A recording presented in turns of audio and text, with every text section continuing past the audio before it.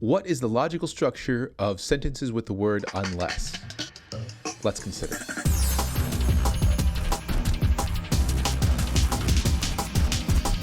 Hello, I'm Chico. Welcome to the Philosopher Channel Introduction to Propositional Logic course. Consider the following very true statement. You can't get rich in politics unless you're a crook. Now, what kind of work does that word unless do, logically speaking? Well, let's symbolize you can't get rich in politics with an R, and it'll symbolize you're a crook with a C, and we'll say R unless C. What is the what kind of logical structure is this? Well, let's see. What we're saying in effect is if you are not a crook, then you won't get rich in politics. So we're saying if not C, then R, you won't get rich in politics. So R unless C is really the conditional statement, if not C, then R. Now let's check out the truth table just to see what this looks like. The not will change all the T's to F's and all the F's to T's. And then our conditional will be false only in case you have a true antecedent and a false conditional. That happens on the bottom row. We have a true antecedent and a false conditional. So it's false down there in the bottom row, but otherwise it looks like the rest of those are true. So that's what the truth table looks like for an unless. It's all trues and then the bottom row false. Now let's consider a little more controversial of an example. Let's say that you really want to go to a party and you want me to accompany you, and you could tell that I really don't want to go. Now I haven't been invited yet, so I give you the following excuse. I won't go unless I'm invited, right? I won't go. Let's say I won't go is a G for I won't go, and I am invited, we'll say is I. So G unless I, right? I won't go unless invited. And given our former treatment, we would say that this is a not I. If not I, then G, right? In fact, let's go ahead and do this right here. We'll scratch off the C and we'll put an I here. We'll cross off the C's and make them I's. We'll cross off the R's and make them G's.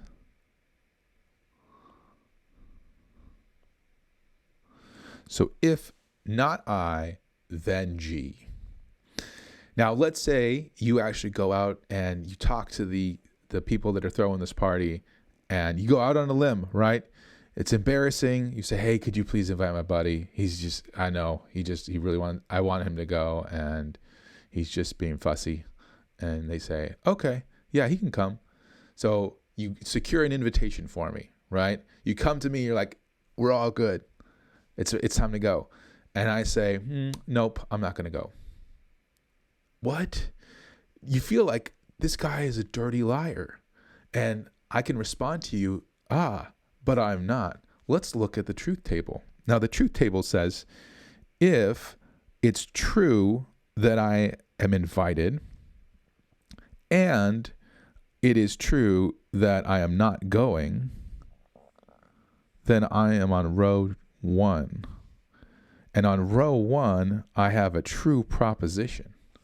So see, I'm not lying. I told the truth. I have been invited, and yet I'm not going to go. You know, the only time I could have been telling a falsehood would be if I were not invited, if I had a false for invited, and then I did not go.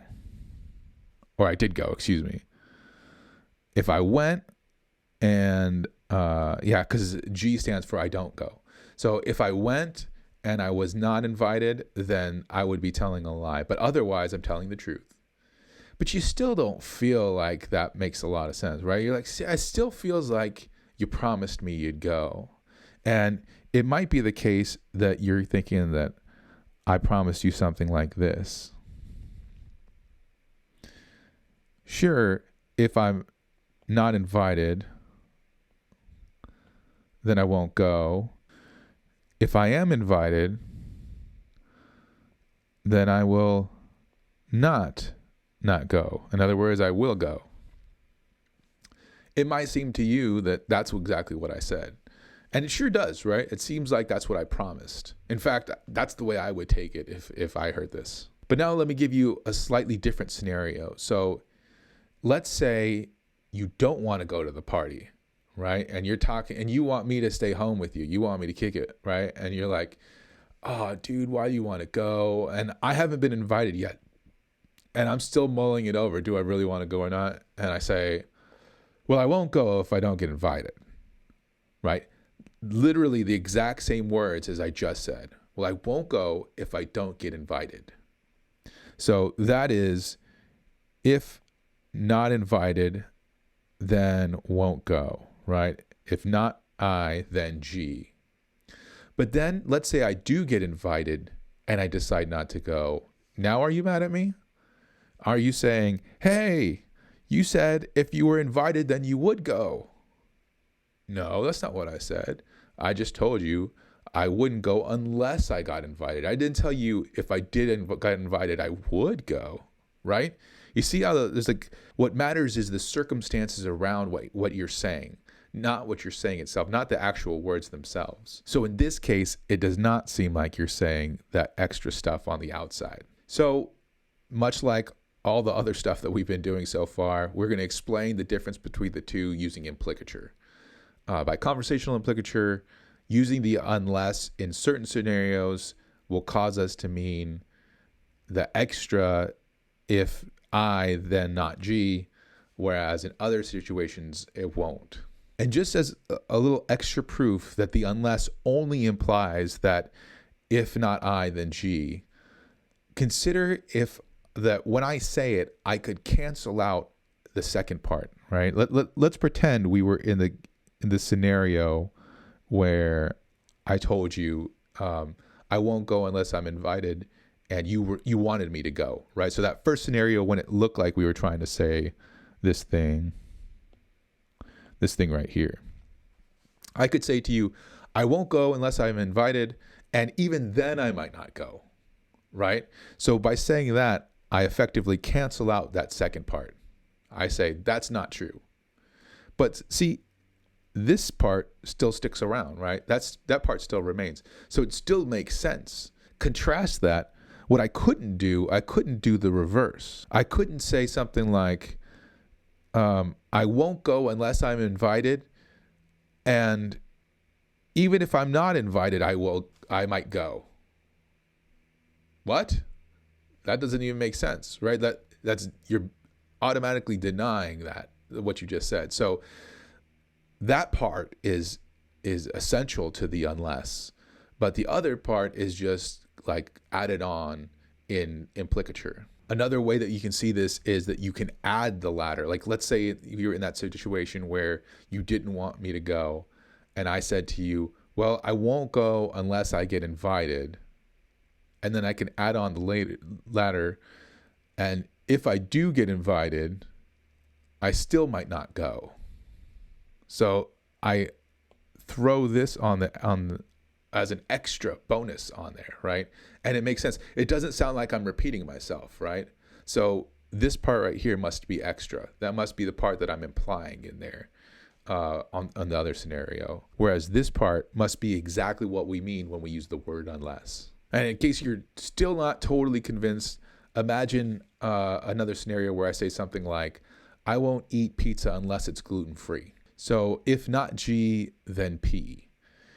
Now, does that imply that if you gave me a gluten-free pizza, I would necessarily eat it? No, that just means it's so sad, dude. I'm recently got diagnosed as gluten intolerant, and it's poopy. But yeah, does it imply that if you gave me a gluten-free pizza, I had to eat it? No, all I'm saying is I won't eat it unless it's gluten-free. So depressing. Also notice, by the way, you could write those unlesses backwards. So I might say something like, I won't eat pizza unless it's gluten-free. Or I might say, unless it's gluten-free, I won't eat pizza. Right? So I said basically the exact same thing, only I put the unless it's gluten-free clause in the front. And that can be tricky because you might memorize what to do with these by saying, okay, when I see an unless, I take the sentence letters and I flip them around, and then I put the not on the first one.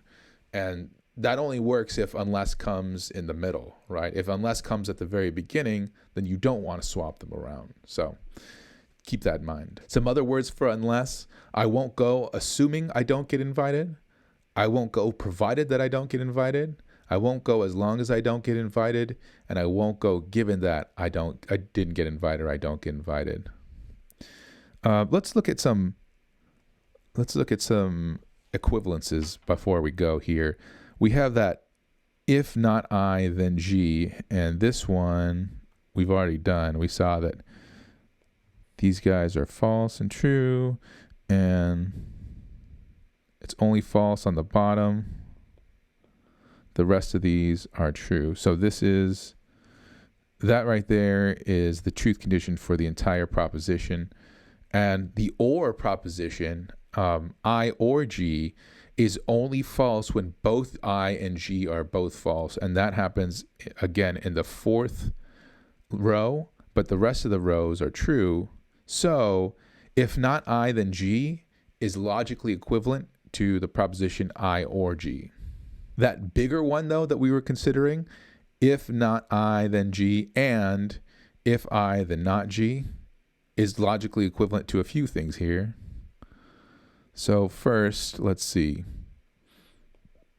This first part is what we've been doing so far. We've done this like 3 times now.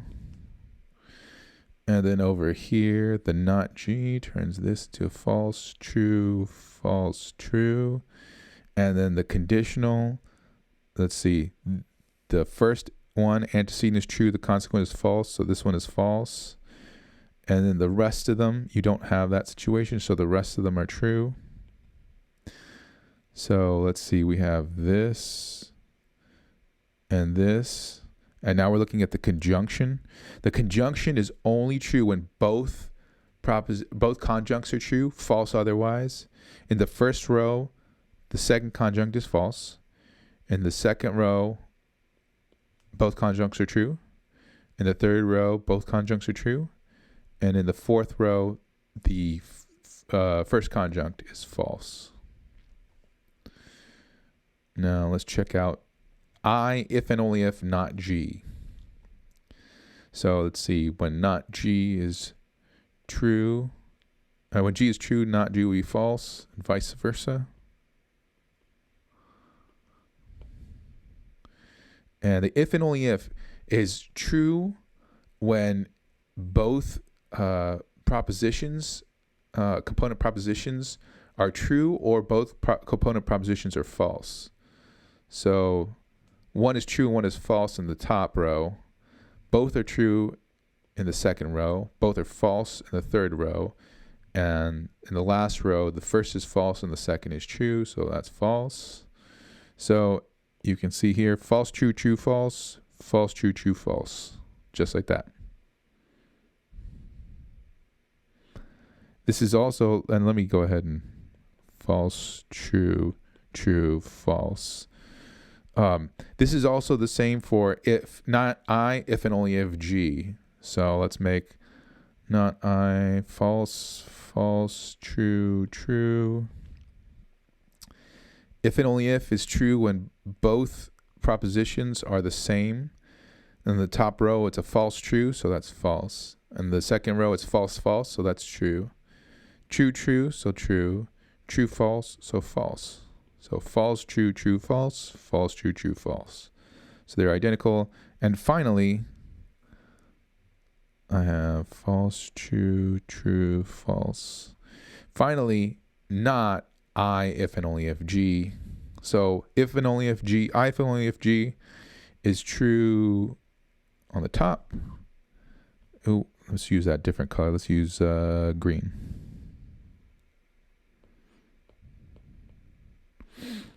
True on the top, false here, true on the bottom. And then the not is going to switch all those from trues to false and false to true. And I get, once again, a false, true, true, false. So there you go. If not I, then G, and if I, then not G is logically equivalent to I, if and only if not G, not I, if and only if G, and not I, if and only if G. For next time, go ahead and read section 6.3.4, if without conditional, and I'll see you in that video. Adios.